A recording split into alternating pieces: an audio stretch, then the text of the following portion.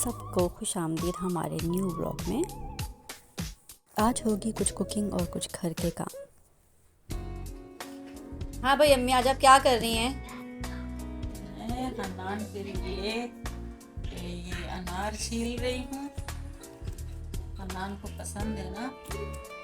अच्छा, अब जरा पश्तो में भी तो कुछ बोले ना। हाँ, पश्तो किसी को आती नहीं है तो बोलने का क्या फायदा। कैसा निकला आपका अनार? बस इतना खास नहीं, लेकिन ये वाला ये भी ऐसा ही है। ओहो, ये भी ऐसे ही। ओहो, हालांकि आजकल तो अनार का मौसम है, लेकिन अनार सही नहीं। अनार सारे ही हमारे ऐसे निकले हैं आज। चलो, मीठे तो होंगे। अनान, आप क्या कर रहे हो? Banana. You want more banana? No. अगर आपको लॉलीपॉप चाहिए तो आपको बनाना खाना पड़ेगा। तो भाई अनार तो हमारे जो है वो बिल्कुल भी लाल नहीं निकले, लेकिन थे बहुत जूसी थे, थोड़े सूखे लेकिन अच्छे थे, मीठे थे, तो हम सब ने आराम से खा लिए थे। अभी तक हमारी जो है वो हेल्पर नहीं आई है, जिन्होंने बर्तन वगैरह और बाकी के घर के काम करने होते हैं हमारे साथ मिलके। तो चलो जब आएंगी तो फिर साथ में मिलके काम करवाएंगे। ये मुझे मेरी एक नेबर्स ने दिया था, बहुत ही मज़े का था ये अचार। मिक्स्ड है ये अचार, और इसकी ख़ासियत ये थी कि इसमें कोई गुठली और कोई जैसे आम की डंडी वगैरह होती है ना, तो वो नहीं थी। मैंने इसको रात में भी ट्राई किया था रोटी के साथ, और ये बहुत मज़े का लगा था। तो अच्छा, रात में ना मैंने मछली का सालन बना के रख लिया था, क्योंकि आजकल गैस का थोड़ा सा इशू होता है। तो मैंने कहा गैस आ रही है तो रिस्क नहीं लेते, तो फिर मैंने कहा चलो मछली का सालन जो है वो गरम किया जाए, उसे खाया जाए। अच्छा, मैं जो हूँ वो कुकिंग अपनी घी में करती हूँ, तो मैं आपको सालन दिखाती हूँ। तो वो थोड़ा इस तरीके से हो गया था, जम गया था, लेकिन जब मैंने इसको माइक्रोवेव किया था तो ये बहुत मज़े का बना था। बघार लगाया था मैंने मेथी दाना, राई का और कड़ी पत्ते का। उसके बाद मैंने इसमें टमाटर, प्याज और हरी मिर्च जो है वो ग्राइंड करके डाली थी। और ये मसाला भुनने के बाद मैंने इसमें लाल मिर्च, हल्दी और नमक, धनिया डाल के मसाला अच्छे से भून के उसमें मछली डाल के फिर मैंने उसको दम पे रख दिया था। थोड़ा सा पानी शामिल किया था बस। अभी तक जो है वो फिर हमारी हेल्पर आई नहीं थी, तो फिर मैंने कहा चलो बाकी के काम तो अपने निपटा लूँ। तो मैंने जो है वो बालकनी से सारे कपड़े उतार के मैंने उनको फ़ोल्ड करना शुरू किया। अच्छा, हनान के जो कपड़े हैं मैं वो छोटे फ़ोल्ड करती हूँ, क्योंकि उसकी ड्रॉर्स हैं, और कबर्ड में जो उसके नीचे की ड्रॉर्स होती हैं, दराज़े वगैरह जिसे आप कहते हैं, तो उसमें मैं उसके कपड़े रखती हूँ रोल करके। तो वो भी आराम से निकाल लेता है और मैं भी उसको फिर आराम से निकाल के दे देती हूँ। और रोल करने में ये फ़ायदा हो जाता है कि कपड़े आराम से सब दिख भी जाते हैं और सब नज़र भी आ जाते हैं, और निकालने में आसानी होती है। सिल्क के दुपट्टे फिर मैं लेंथ में इस तरीके से पकड़ के ना दोनों साइड्स मिला के उनको जो है वो रोल बना के, और उसी का जो आखिरी सिरा होता है वो उसी में जो है वो मैं घुसा देती हूँ। उससे ये होता है कि ये दुपट्टे कभी खुलते नहीं हैं और अलमारी में आराम से रखे जाते हैं, वरना अगर आप तय करेंगे तो ये स्लिप हो जाते हैं। तो इस तरीके से रोल बनाने से ना, जैसे ऐसे करके और फिर आप यहाँ पे इसको टक कर दो, तो ये रोल कभी भी नहीं खुलता, और बहुत आराम से ये अलमारी में रहता है, गिरता भी नहीं है ना खुलता है।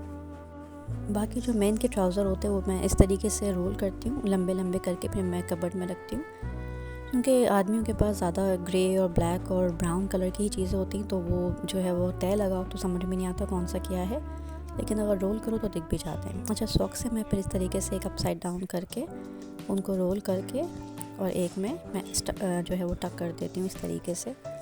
तो ये भी एक तो खोती नहीं है, और ये आराम से मिल जाती हैं और दिख भी जाती हैं कि कौन से पेयर्स कहाँ रखे हैं। बाकी के फिर जो बेडशीट्स वगैरह धुली थी और तकिए के गिलाफ वगैरह वो मैंने सब तय करें, बेडशीट्स तय करी हूँ, तकिए के गिलाफ बेडशीट के अंदर ही रखे कि जब बेडशीट निकले तो तकिए भी साथ ही उसके निकल जाएं, क्योंकि ये होता है ना अक्सर कि जी तकिए के गिलाफ या कुछ उसके फिर कवर हम लोग ढूंढ रहे होते हैं और मिल कुछ रहा नहीं होता है, तो इस तरीके से मैं फिर साथ ही में रख देती हूँ। फ़ीमेल के भी जितने कपड़े होते हैं वो फिर मैं सेट्स जो है वो बना के शर्ट्स जो है वो तय करके तो उन्हीं के अंदर एक पूरा सूट करके इस तरीके से रखती हूँ। अच्छा, मैं जो फ़ोल्ड करती हूँ या जो मैं तय लगाती हूँ ना, वो मैं छोटी छोटी नहीं लगाती। छोटी छोटी लगाने से ये होता है कि आप अगर एक कपड़ा खींचे ना, तो वो जो छोटे छोटे कपड़े तय हुए होते हैं वो सब जो है वो स्लिप हो जाते हैं। तो थोड़ा सा मैं बड़ा ही तय लगाती हूँ, जैसे एक शर्ट का 3 मैंने किया इस तरीके से, और फिर ये शर्ट खोल के मैंने दुपट्टा और जो ट्राउज़र था वो इसी के साथ इंसर्ट कर दिया था। इस तरीके से जो है ना फिर वो सूट मिस नहीं होता, वरना अक्सर यही होता है कि बिल्कुल अगर आप अनऑर्गेनाइज अलमारी छोड़े ना, फिर उससे जो है वो दुपट्टा नहीं मिल रहा होता, बाजू का ट्राउज़र। टी शर्ट्स भी मैं फिर रोल करके इस तरीके से रखती हूँ, क्योंकि फिर टी शर्ट्स के साथ भी यही मसला होता है, जो आम पहनने की घर की होती है ना, वो फिर नज़र इस तरीके से आराम से आ जाती हैं।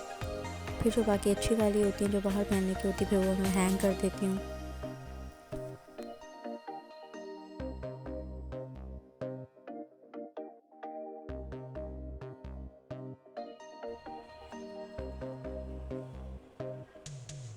हाँ जी शकीला जी, इसको कैसे दूँ?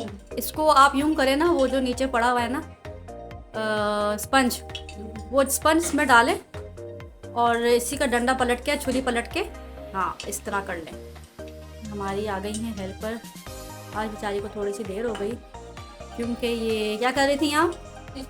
इस्त्रियाँ कर रही थी किसी के लिए क्रिसमस। ये हमारे सारे घर के जो काम होते हैं, रोटी पकाना, कपड़े धोना, बर्तन धोना और अलमारियाँ सेट करना, ड्रेसिंग सेट करना, कपड़े तय करना, कपड़े आयरन करना, ये सब कुछ कर देती हैं। बर्तन जो है वो हमारे धुल गए थे, तो उसके बाद फिर मैंने कहा चलो थोड़ा सा किचन की तरफ आऊँ, कस्टर्ड बनाती हूँ। तो सबसे पहले मैंने जेलीस जो है वो जमा ली थी, क्योंकि कस्टर्ड बन जाता है, उस पर जेली सेट करनी होती है। फिर मुझे अच्छा नहीं लगता कि मैं बार बार किचन में आऊँ, एक ही दफ़ा सारा काम करूँ और फिर मैं निकल जाती हूँ। तो मैंने एक ग्रीन और एक रेड जेली बनाई थी, और फिर मैंने कस्टर्ड जो है वो आधा किलो से थोड़ा सा ऊपर दूध था, यानी 3 पाव तकरीबन। फिर मैंने उसमें वनीला जो है वो कस्टर्ड शामिल किया था और थोड़ी सी चीनी डाली थी। मैं ज़्यादा चीनी नहीं डालती, क्योंकि फिर इसमें फ्रूट्स होते हैं, जिसमें मेरे पास केले, सेब और आड़ू वगैरह थे, और एक छोटा फ्रूट कॉकटेल का डब्बा था, तो फिर मैंने वो मिक्स करके इसमें डाल दिया था। इस तरीके से मैंने जेलियाँ सेट करके उसको क्लिंग रैप लगा के मैंने रख दिया था, क्योंकि फ्रिज में अक्सर चीज़ों में स्मेल सी आ जाती है। मैंने कहा चलो यार थोड़ा सा नूडल्स बनाते हैं, तो एक ब्रेस्ट पीस मैंने लेके उसको तंदूरी मसाला और दही और थोड़ा सा नमक डाल के और सोया सॉस वगैरह डाल के मैंने उसको अच्छे से फ्राई किया। नूडल्स मैंने बॉईल किए, उसमें छोटी सी गाजर और छोटी सी शिमला मिला के फिर मैंने ये चिकन भी मिला के उसको सर्व किया था, तो बहुत मज़े का लग रहा था। तो ये आज का एक सिंपल सा व्लॉग है, और सर्दियां हैं तो खाने पीने के यही हैं दिन। सूप वगैरह भी इंशाल्लाह मैं बनाऊंगी जल्द ही नए ब्लॉग में। अगर आपको आज का ब्लॉग अच्छा लगा हो तो प्लीज़ लाइक सब्सक्राइब कीजिएगा और कमेंट्स में बताइएगा। अल्लाह हाफ़िज़।